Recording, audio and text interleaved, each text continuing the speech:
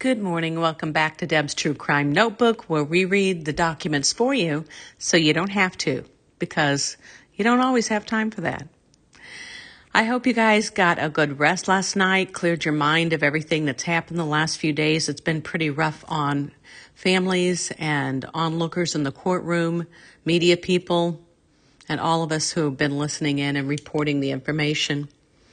So today we have a motion filed on behalf of Robert Ives. He's the former Carroll County prosecutor, and he is asking for his testimony or his subpoena to be quashed. Now, the defense has subpoenaed Robert Ives to come in and testify, and we're going to get into that. And then right after that, we're going to update you on Christopher Cecil's testimony from yesterday. So let's get right into it. Motion to quash subpoena. Comes now Robert Ives, former prosecuting attorney by counsel Thomas J. O'Brien, pursuant to Trial Rule 45 of the Indiana Rules of Trial Procedure, and respectfully requests the court to quash a subpoena to testify in the above entitled cause. In support of said motion, counsel states as follows. 1. Robert Ives received a subpoena from the defense on October 22, 2024. The subpoena requested his testimony at the jury trial in the above entitled cause. 2. On October 28, 2022, Richard M. Allen was charged in this cause number with 4 counts of murder. 3. Robert Ives' last day of being the prosecuting attorney of Carroll County was December 31, 2017. Any information that Robert Ives would have had would clearly be product, which is something not discoverable, nor is Robert Ives able to testify regarding any work product. 4. Robert Ives is not a fact witness. That should be required to prove an undue hardship or an inability to obtain the information from another source. Any information Robert Ives would have would be purely speculative, irrelevant, and inadmissible in this proceeding. 5. Robert Ives is requesting that the court quash the subpoena for him to testify in the above entitled cause, or, at a minimum, require the defense to clearly demonstrate the relevancy of Robert Ives' testimony, the inability to obtain the information from another source, and to demonstrate the work order protection that Robert Ives has. Wherefore, Robert Ives, former prosecuting attorney by counsel, respectfully requests that this court to quash the subpoena issued to him to testify in the above entitled cause and for all other just and proper relief in the premises. Respectfully submitted, Thomas J. O'Brien, O'Brien and Decker, 315 Columbia Street, Lafayette, Indiana. So to recap this motion to quash, the reason that Robert Ives is saying he doesn't want to appear and there would be no reason for it is because he was only the prosecutor on this case from February of 2017 to December 31st of 2017. So what, like 10 months? 10 months. So he's saying that everything back then was just speculative. There was nothing there that was fact, so it would not pertain to anything in this trial. That's the reason he's saying there's no point in his testimony. It would be bringing in information that doesn't apply. However, I believe that the defense is doing this in an effort to try to bring in the Odinism theory. And once again, it's their job. They're doing their job. We have to respect that from both sides. You know, don't get angry with the prosecution. Don't get angry with the defense. I know it seems unfair at times, depending on what side you're on, but they are just doing their job. And we want this trial to play out the best that it can. We want to have the truth come out, no matter what it is, in favor of Richard Allen or damaging and, prosecuting of Richard Allen. Either way, we want the correct information to come out.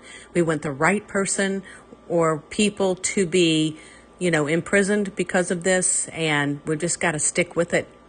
We got to stick with it to the end because we haven't heard even half of the information yet, and we haven't heard most of the defense's side yet.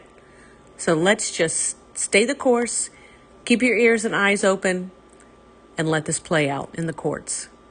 And now we're going to bring you information from the testimony of Christopher Cecil. This is from yesterday. We didn't get to it, so I wanted to bring that to you. The state then called Christopher Cecil, the commander of the Indiana Internet Crimes Against Children Task Force, who led 2 reports regarding Libby's cell phone activity. Cecil stated that both girls were using the phone on the day they vanished. He informed the court about which apps featured Libby and Abby's logins. He noted that the phone was last unlocked at approximately 2:07 p.m. While the video of the bridge guy was recorded at 2:13 p.m., at 2:14 p.m., an attempt was made to unlock the phone using a fingerprint, and the final known activity of the phone was at 2:32 p.m. Libby's phone remained powered on and received messages until at least 10:30 p.m., although it was not switched off. It ceased to receive messages until 4:33 a.m. on February 14th. When asked for an explanation, Cecil simply replied, "I don't know." When inquired about whether the 23 electronic devices confiscated from Richard Allen in 2022 linked him to Abby and Libby, Cecil stated that there was no connection. He mentioned that the only connection to the girls was Allen's search for information related to the case, as reported by Russell. The prosecution highlighted that Allen possessed a different phone in 2017 that was not part of the seizure. In response, the defense argued that Allen no longer had his phone from 2017 by 2022. So let me recap what we just read for you. We know that both girls had access to Libby's phone. It was talked about earlier in court that Abby actually had the code to log in and that both girls used the phone. And I think that's because Abby did not have her own phone. Now, Abby did have an iPad, from what I understand, which in some ways can act as a phone. You can make phone calls on it. You can do Messenger, etc., all the things. So that was definitely talked about in this, that they both had the ability to log in. They also discussed that the phone was last unlocked at 2:07 p.m. and that the video of Bridge Guy was recorded at 2:13 p.m.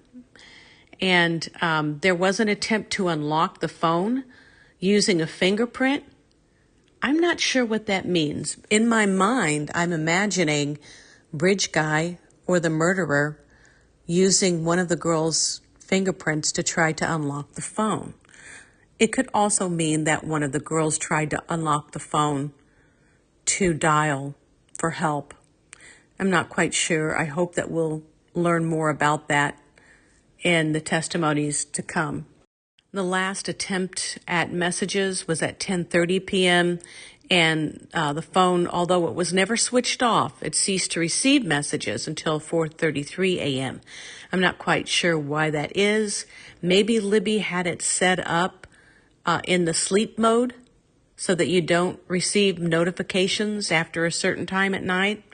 I know that I have several family members that do that because I can't get through to them sometimes late in the evening. So maybe that's the case. Maybe it was low on power and it just went into a conserve power mode. Not quite sure about that either.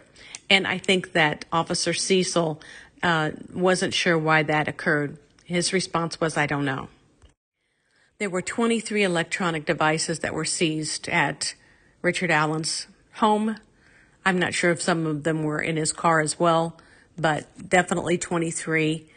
And there was no link on any of those phones to Libby and Abby. The only thing they did find was that someone using those phones had been researching the case. And I think that could be very normal. I mean, we've all done that, right? Or it could be not normal. The prosecution pointed out that he had a different phone in 2017, and the defense said that he did not. So we'll wait to hear more on that. And now you're up to date on the Richard Allen trial. I understand there are 8 orders sitting in the file to be released, orders from the judge this morning. So we'll see what she's decided on. As soon as we get those, we'll bring them to you. Stick with us. We've got more to bring you, that's for sure. This is day 6 in the trial. We have several more to go. 3 weeks, people. It's going to be a long 3 weeks. We'll see you next time on Deb's True Crime Notebook. Don't forget to like, subscribe, ring the bell for notifications. Share this with family members, friends, and in your groups. I appreciate all you guys have done to help me out there. And also leave comments. The comments are getting better every single day. People are really thinking this through, and I appreciate you all.